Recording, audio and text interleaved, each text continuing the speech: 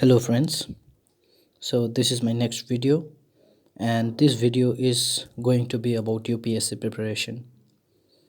I think that this video is going to be the most appropriate video for anyone who is beginning their preparation and wants to know the nuances and the basics of UPSC preparation. So let's begin. So let's dive right into it. First of all, I'll be talking about the sources. See, when you look at the sources, there are two broad categories. One is the static stuff, second is the dynamic stuff. What is the static stuff? Static stuff means things that do not change, like history, polity, geography, art and culture, environment, right? What is the dynamic stuff? Current affairs. Why is it dynamic? Because every year that you appear for this examination, the news that you'll study will be different. So, this is what is meant by static and dynamic. So, what should be your preferred sources? First of all, let's look at the static ones. For the static part of the syllabus, there is a comprehensive list which is given out by almost all the toppers, and it's almost like about 80 to 90% is the same books. So you select those books accordingly and prepare for them. And while selecting books, don't try to go for multiple books. Try to select one book and read it multiple times. That's a better way of approaching the static stuff. Now, the dynamic stuff, which is the current affairs. Now, there are many ways and many sources for current affairs. And current affairs, to be honest, can be a bit tricky. Like some people would say, read a newspaper every day, be it the Hindu or the Indian Express. Some people would say, go through the websites, the current affairs websites like Vision IAS or Insights on India. Now, in my opinion, I think the best way to prepare for current affairs is to choose one source, even for this, and to stick with it throughout. If you were to ask my suggestion, I would say go for Insights on India and stick to it religiously. What do I mean by this? On a daily basis, you cover your news from the website Insights on India, and at the end of the month, you cover its monthly compilation. That's it for current affairs. Nothing more, nothing less. Now one might be inclined to ask, why not go through the newspaper? Isn't it better? Well, there are pros and cons to it. Say I'm not saying newspaper is good or websites are good. No. But the thing about websites is what if you read a newspaper, all that you accumulate is the information given in that newspaper. And when you go through the websites, what they do is they have a research team. They go through multiple newspapers and then they bring in one place the most important news from multiple newspapers. So that way you are getting maximum benefit out of minimum returns, and this is smart work. So this is my suggestion of how you should go about with current affairs. Now the next thing that I would like to talk about is answer writing, because it doesn't matter how much you read, how many books you read, how well read you are. Ultimately, the only link between you and the person who is going to correct your paper is going to be your answer sheet.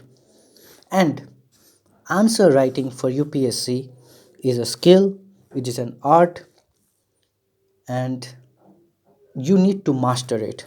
So how do you deal with answer writing? How do you develop answer writing skills?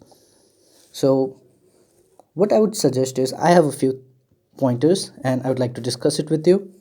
So first, now whatever I'm going to say is with regard to answer writing. First of all, daily answer writing practice. It doesn't matter whether you feel prepared or not. Sit down and write answers to at least one or two questions on a daily basis.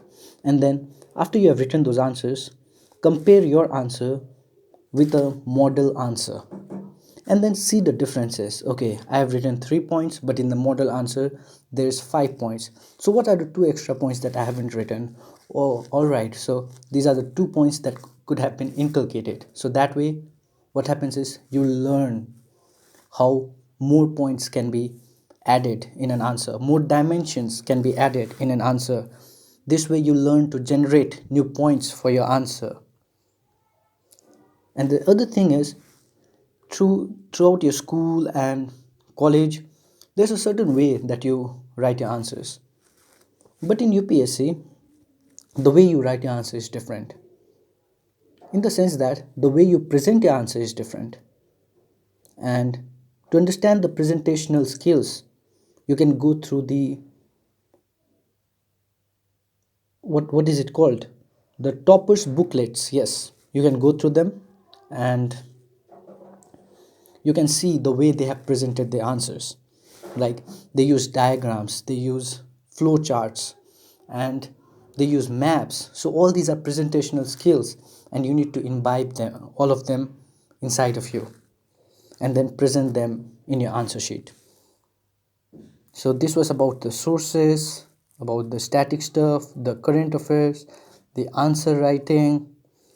I'm not going to be speaking much about the interview because I think it's about your personality, and while you're preparing for this examination, the personality aspect gets groomed by itself. The process is such that it grooms you very well.